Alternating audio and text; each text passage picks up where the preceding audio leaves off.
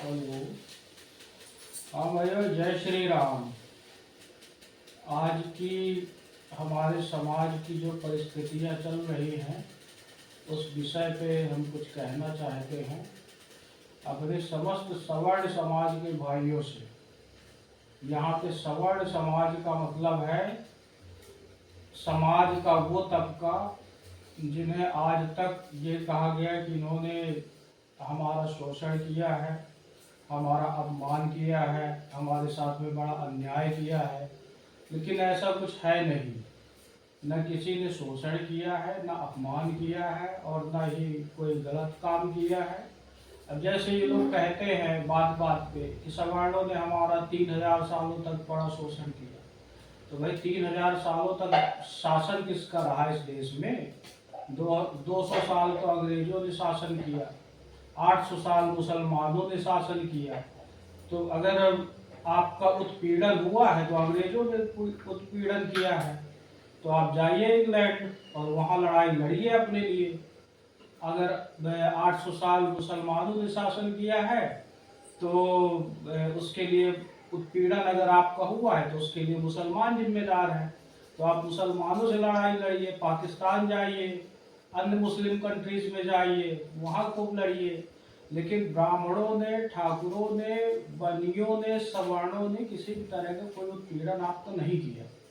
और ये जो आरक्षण मिला था, ये आरक्षण सर्व समाज की सहमति से मिला था कि चलो भाई ये हमारे छोटे भाई हैं, अगर किसी कारण समाज की मुख्य धारा में पीछे रह गए हैं तो हम इन्हें बढ़ने का एक अवसर देते हैं।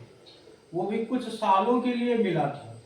जिनको आप लोग महापुरुष बताते हैं कि वो हमारे लिए महापुरुष थे, उन्होंने हमें आरक्षण, हमारे लिए आरक्षण दे के गए हैं, तो उन्होंने खुद कहा था कि अगर एक समय के बाद में, शायद उन्होंने 10 साल का समय निश्चित किया था, तो उसके बाद में अगर आरक्षण कंटिन्यू किया जाता है तो ये इनको विकलांग बनाएगा। तो अब आप लोग पूरी तरह से विकलांग हो चुके हो, तो इसलिए मैं ये चाहता हूँ कि अब जो है तो या तो आरक्षण खत्म कर दिया जाए, या तो सुप्रीम कोर्ट के निर्देशानुसार 50% से ऊपर न रखा जाए, और या तो 50% आप लोगों को आरक्षण मिले तो 50% सवर्णों को भी आरक्षण मिले। क्योंकि इस देश में आरक्षण सबसे बड़ी राजनीतिक लड़ाई बनती जा रही है, राजनीतिक मुद्दा बनता जा रहा है। आज आरक्षित वर्ग के लोगों का हाल ये है कि प्रधानमंत्री बनने के बाद भी वो अभी तक पिछड़े हैं, मुख्यमंत्री बनने के बाद भी अभी तक पिछड़े हैं। ST SC वालों का हाल ये है कि राष्ट्रपति बनने के बाद भी अभी तक पिछड़े हैं। तो भैया आप लोग इस धरती में पिछड़े ही रहोगे, आप लोग कभी आगे नहीं बढ़ सकते हो, ना आप लोगों को कुछ हो सकता है। तो इसलिए समाज में बराबरी स्थापित करने के लिए, समन्वय स्थापित करने के लिए दो में से एक काम होना चाहिए। या तो आरक्षण पूरा समाप्त होना चाहिए, या तो 50-50% आरक्षण सवर्णों और अन्य जातियों के बीच में बंटना चाहिए, है ना। तो या तो 50% आरक्षण सवर्णों को भी दे दो, वो रिजर्व रहेगी, उसमें कोई जाति नहीं घुसेगी, और या तो फिर पूरा जनरल कर दो। एक देश में दो कानून चलाने की कोई आवश्यकता नहीं है।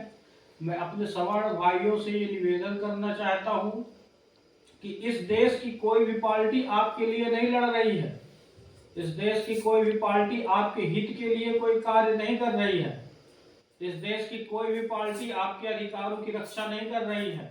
आपका इस्तेमाल किया है, आपका शोषण किया है इन सभी पार्टियों ने।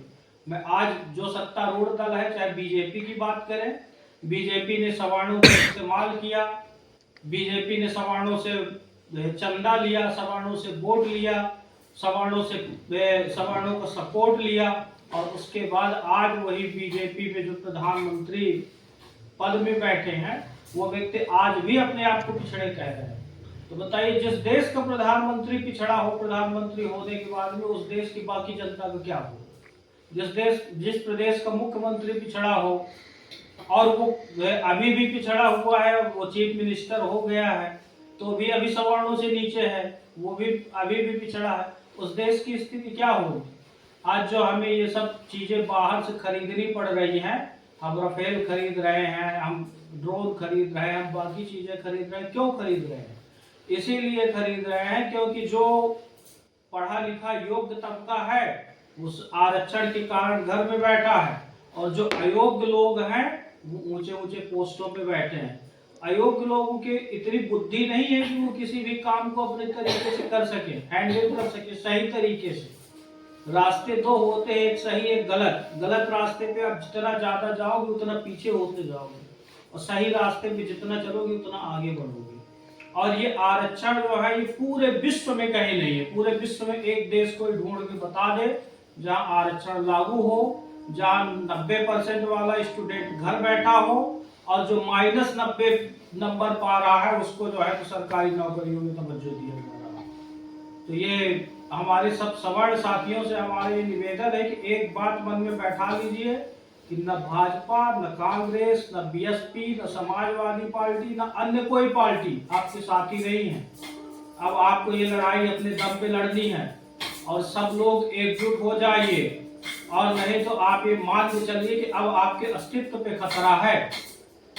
इसीलिए मेरा ये सभी से निवेदन है, जितनी भी अनारक्षित जातियां हैं वो सब सवर्ण जिनको माना गया है, सब लोग एकजुट हो जाएं, और जहां जहां भी राज्यों में चुनाव चल रहे हैं उन राज्यों में या तो वो जो सवर्णों के सपोर्टर है उनको वोट करें, या तो सीधे नोटा को वोट करें, और इस देश की सरकार को और इस देश के लोगों को ये बता दें कि एक देश में दो कानून नहीं चलेंगे, कि किसी के पैर में आप जंजीर बांध के बोलो कि दौड़ो, और किसी को गाड़ी में बैठा के दौड़ में रेस जिताओ।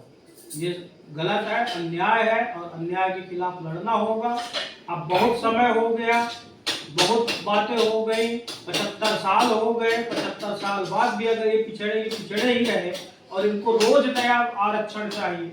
अभी तक क्या था, अभी मध्य प्रदेश में देखिए 74-75% आरक्षण कर दिया। किसने? एक पिछड़े मुख्यमंत्री ने पिछड़ों के लिए कर दिया।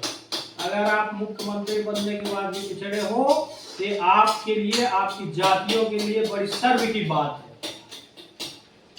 अब स्थिति ये है कि 75% आपने डायरेक्ट आरक्षण कर दिया, बाकी और ये तो आरक्षण मिला के 95% हो रहा है। 5% में कोई क्या करेगा? 5% में पूरा देश है, और 95% में आप लोग अकेले रहोगे।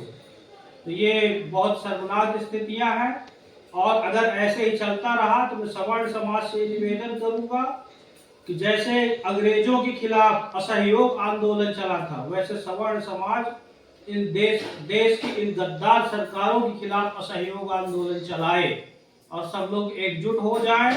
और अब ये समय जो है तो बहुत ज्यादा समय नहीं बचा है, सब लोग एकजुट होकर इसका विरोध करें। जो नेता, जो पार्टी आरक्षण का सपोर्ट करती है उनका सबका विरोध करें। मैं शासकीय नौकरी में रहने वाले अपने समस्त सवर्ण समाज के लोगों से भी कहता हूँ कि जो जहां है, जिस कंडीशन तक इन चीजों का विरोध कर सकते हैं विरोध करें, ऐसे नेताओं का भी विरोध करें। जय हिंद, जय भारत।